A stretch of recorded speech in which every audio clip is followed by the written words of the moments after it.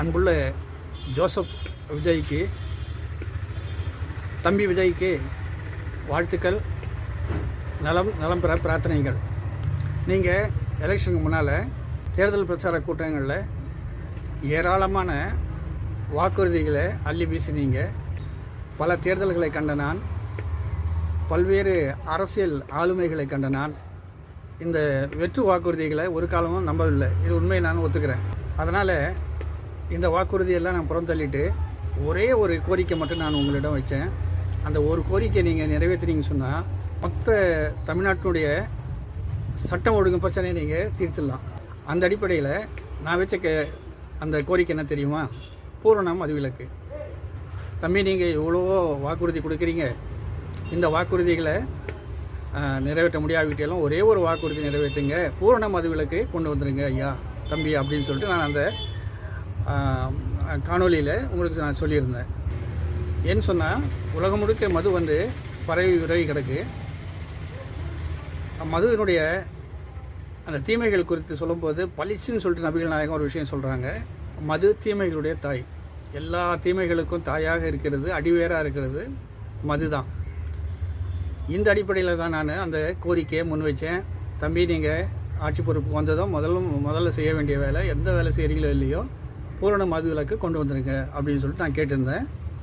இப்போது உங்கள் நண்பர் சினிமா துறையை சேர்ந்த தம்பி பார்த்திபன் அவர்கள் மது கடைகளை வந்து இடுகாடுகள் மற்றும் சுடுகாடுகள் அருகே வைத்துட்டேன்னு சொன்னால் மது அருந்துபவர்கள் வந்து பயம் அவங்களுக்கு சதா இருந்துகிட்டே இருக்குன்னு சொல்லிட்டு சொன்னார்.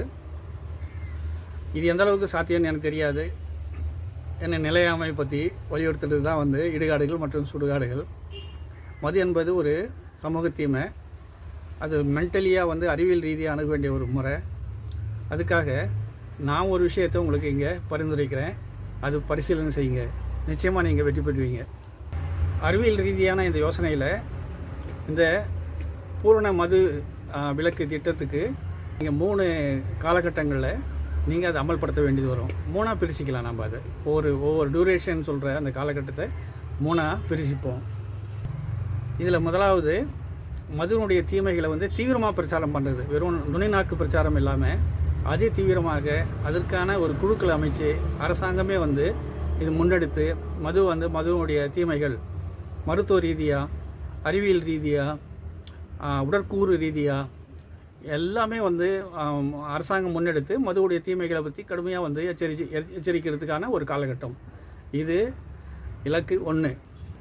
இது ஒரு 6 மாத காலம், இல்லை ஒரு ஆண்டு அப்படின்னு சொல்லிட்டு சில மாதங்கள் சொல்லிட்டு நீங்கள் முதலாவது இந்த திட்டத்தை அமல்படுத்தணும்.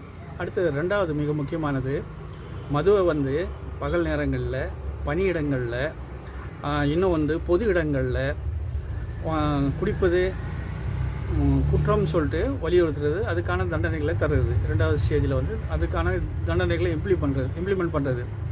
அதே மாதிரி மதுக்கடைகளை வந்து முன்னிரவு நேரங்களில் தான் திறக்கணும். பொது இடங்களில் மதுக்கடைகள் இருக்கக்கூடாது. அது முதல்ல வந்து ஏற்கனவே சட்டத்திட்டங்கள் இருக்குது இல்லையா?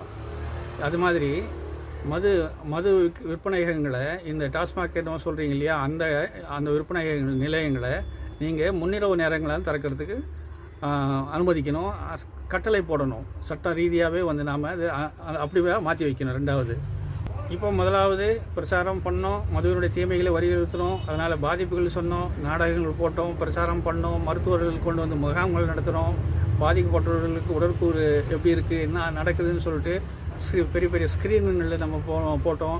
பிள்ளைகளுக்கு பாடத்திட்டத்தில் வச்சோம்.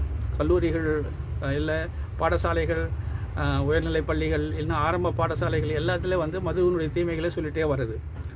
2வது காலகட்டம் வந்து பணியிடங்களில், பொது இடங்களில், பகல் நேரங்களில் மது வந்து குடிப்பதற்கான தடை. இரவு நேரங்களில் அவங்க குடிக்கிறதுக்கு அனுமதி உண்டு. அதே மாதிரி வந்து மது கடைகளை வந்து முன்னிரவு நேரங்கள் மட்டும்தான் திறக்கணும். பகல் நேரங்களில் எந்த காலகட்டத்திலையும் அது திறக்கக்கூடாது. இப்போது 3வது காலகட்டமாக இதுக்கு ஒரு 6 மாதம், ஓராண்டு, 2 ஆண்டுக்குள்ளே ஆகட்டும். இது தீவிரமாக அமல்படுத்தணும். இதில் ஸ்டெப் பை ஸ்டெப்பாக வந்து தீவிரமாக அமல்படுத்தணும். இப்போ 3வது கட்டத்துக்கு நாம் வந்துடுவோம். இப்போ இது 2 கட்டங்கள்லேயும் வந்து மது அருந்துபவர்கள் வந்து மென்டலி வந்து ஓரளவுக்கு வந்து சரியாயிடுவாங்க. அவங்க அந்த மன ரீதியாகவும் உடல் ரீதியாகவும் அவங்க பைய கொஞ்சம் கொஞ்சமாக வந்துடுவாங்க. அந்த அடுத்த கட்டத்தில் வரும்போது நாம் என்ன செய்யணும், பூரண மதுவிலக்கு கொண்டு வந்துடணும்.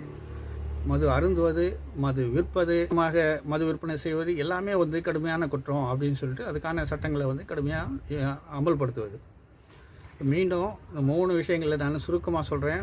மது சம்பந்தமான தீமைகளை வலியுறுத்துறது, அடுத்தது வந்து மது வந்து அந்த அருந்துகிற நேரத்தை வந்து கம்மி பண்ணுறது, அது இரவு நேரங்கள் இல்லைன்னு சொன்னால் வாரத்தில் 1 முறை 2 முறைன்னு சொல்லிட்டு வலியுறுத்தி அதை கம்மி பண்ணிடுறது. 3வது வந்து மதுவை வந்து பூரணமாக வந்து அதை சட்ட ரீதியாகவே அடக்கி ஒடுக்குவது. அது எப்படி வந்தாலும் சரி, அரசாங்கம் விற்பனை செய்யக்கூடாது, தனியார் விற்பனை செய்யக்கூடாது, யாரும் மது அருந்தக்கூடாதுன்னு சொல்லிட்டு கடுமையான சட்டத்திட்டங்களை கொண்டு வந்தது. இப்படி பண்ணால் மதுவை வந்து ஒழிச்சிடலாம். சமூக தீமைகளும் பெரும்பான்மை கட்டுக்கோப்புகள் வந்துடும். மீண்டும் சொல்கிறேன், மது வந்து தீமைகளுடைய தாய். நீங்கள் இந்த ஒரு விஷயத்தை அமல்படுத்தினீங்கன்னாவே மகாராஜா தமிழ்நாடு மிக சிறப்பாக இருக்கும். மறுபடியும் இந்த கோரிக்கையை நான் புதுப்பித்து சொல்கிறேன். தம்பி முதல்வர் அவர்களே, விஜய் அவர்களே, தயவுசெய்து வந்து மதுவை வந்து பூரண மது விலக்கு கொண்டு வருவீங்க நம்பிக்கையோடு நான் அந்த வீடியோ முடிக்கிறேன். நன்றி.